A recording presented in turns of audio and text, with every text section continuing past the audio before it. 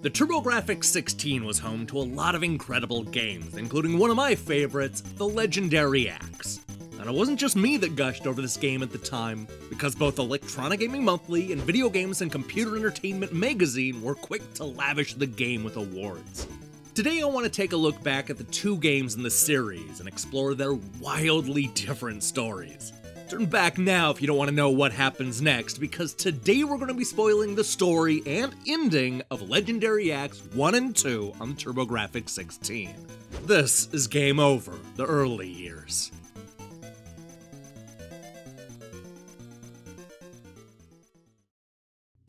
Gauguin has a problem.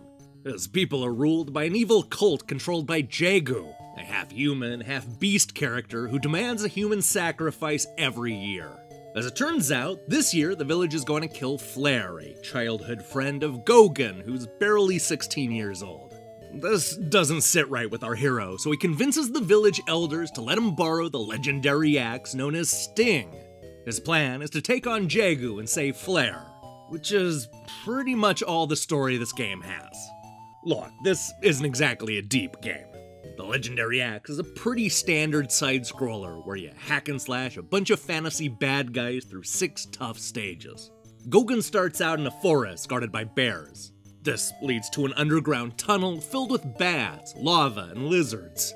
The boss in this area isn't some living monster, but rather the most aggressive boulder I've seen since Raiders of the Lost Ark. The tunnel seems to make way to a mountain stage, where we swat down birds instead of bats. This makes way to a tough waterfall section where Gauguin is forced to hop on a bunch of these tiny little platforms in order to survive. It all ends with a fight against a bunch of floating eyeballs for some reason. The next stage is something of a greatest hits collection of what we've seen before, including a forest battle and more spooky caves. It's really only noteworthy because of this boss character, which the instruction manual refers to as Punjabi. Yeah. So eventually Gauguin will enter this long and frustrating maze where it's easy to get lost and run into all those old bosses again. This is probably the least fun part of the game, so we're just gonna skip straight to the final stage, where Gauguin finally gets a chance to take on the evil Jagu.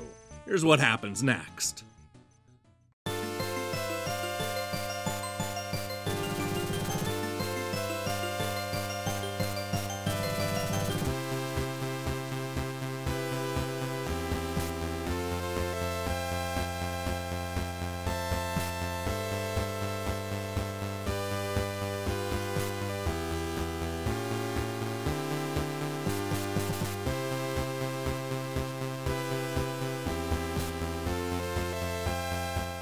Yeah, this is a simple ending, but I like the way they work the credits into it. Without saying anything, we see Gauguin point into the far-off distance, and then draw Flair's attention to the great people that made the legendary axe possible. This is exactly what I expect from an action game released in 1989. As uplifting as that was, I think it's time we finally get a chance to talk about the Legendary Axe 2. Gone are Gauguin, Flair, Jagu, that village, and even the legendary axe. It's all been replaced with a brand new cast of characters and the legendary royal sword. That's right, the main weapon isn't even an axe in this game. Talk about false advertising. Anyway, there's this long story about a kingdom that used to be controlled by evil until a hero named Brace defeated King Drodam. This brought about a generation of peace and prosperity, the likes this kingdom had never seen before. Unfortunately, the good King Brace died unexpectedly, and the fight for his throne turned ugly. It pitted two brothers, Zack and Sirius, against each other, forcing one of them to turn to the dark side and summon the power of King Drodam to win the throne. Now it's up to Prince Sirius to set out on an epic adventure to save his brother from the clutches of evil. Long story short, this game isn't as memorable as the original Legendary Axe. This includes the levels and bosses, which are all kinda dark and not worth going through. What is worth talking about is how this game, and really the whole series, ends. It's basically the polar opposite of what we saw in the first game, and is genuinely one of the more haunting TurboGrafx endings. So Prince Sirius eventually makes his way into a futuristic forest with robots and laser beams. He's already killed the Gold Knight and the two-headed snake, so all he has to do is defeat the king and take the throne. But hold up, because there's this headless alien monster with an eyeball in his chest that is gonna keep this from happening. Here's what happens next.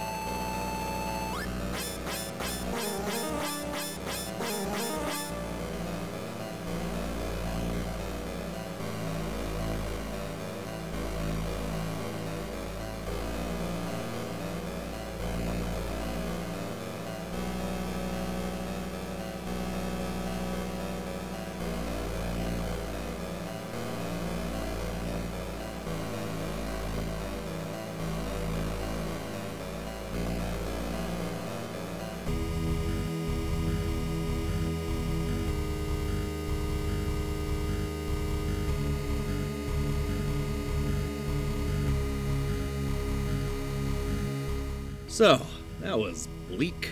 Where the original gave us an ending to cheer for, this sequel leads us to believe that King Sirius may have been assassinated almost immediately after taking the throne from his brother. Between the ominous music and the maniacal laughter, there's something concerning going on with that throne.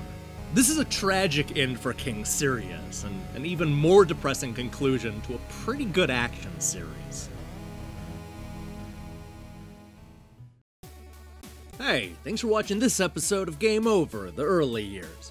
So here's the question I have for you. What would you rather have, a legendary axe or a legendary sword? My first thought is to go with the sword since it's more versatile. But you don't see the axe used as much, so it's probably cooler. What would you pick? Let me hear your thoughts in the comments below. So as you know, we normally post these Game Over episodes on Mondays, but Vampire got in the way and this episode is a little late. But don't fret, we'll be back in just 5 days with another new episode. We also have reviews going up of Agony, Rainbow Skies, and more. I strongly recommend you click that subscribe button and support what we're doing here. Until then,